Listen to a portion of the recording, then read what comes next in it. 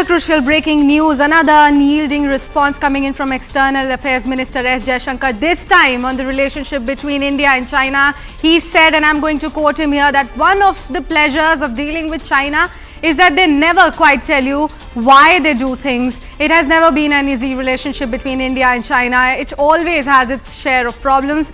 After 1975, there's never been a military combat fatality on the border as well. Crucial point made by External Affairs Minister S Jaishankar as far as the relationship between India and China is concerned. Let's listen into what exactly did he say and what was the question that was asked to him. Well, Ken, one of the pleasures of dealing with China is that they never quite tell you why they do things. So you often end up trying to figure it out, and it's always there's a certain ambiguity out there.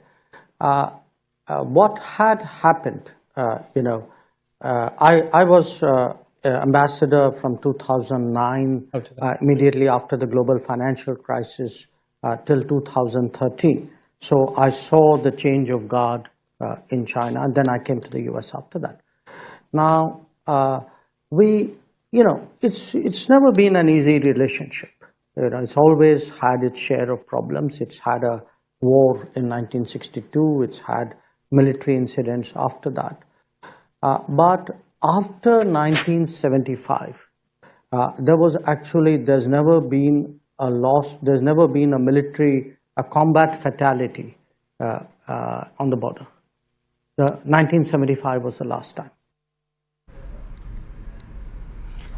I have CNN News 18's Abhishek Jha continues to be with me on the broadcast. Abhishek, coming to you about the Indo-China relationship that was raked up there at the UNGA, as far as S. Jaishankar's response to it is concerned, he talked about the military combat between the two nations. What were the key takeaways from the speech that he gave there? What was the question also that was asked to him about the relationship between India and Canada?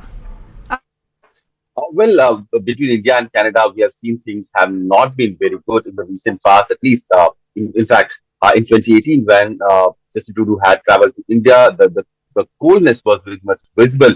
When for the entire 1 week time that he spent in India, he didn't have much of official engagements. And also during that visit only, there was this Mr. Atwal, who was a Khalistani supporter and a very complicit in that movement. And he was also one of the guests who was invited over an official dinner hosted by the Trudeau government. So apparently, those were the times when it became clear that the Justin Trudeau government is not going to act against the Khalistani elements operating from the Canadian soil. And since then, that issue has remained a very thorny issue, though there has been several high-level talks between the two sides. In the meantime, there have been cooperation in the area of defense and education and other sectors, but that has remained a very issue that we can say elephant in the room. And now that has become so obvious that it has brought down the Canada-India bilateral relationship to the lowest point in the recent decades. And we are now witnessing a time when Canadian Prime Minister on the floor of the House is alleging Indian against his role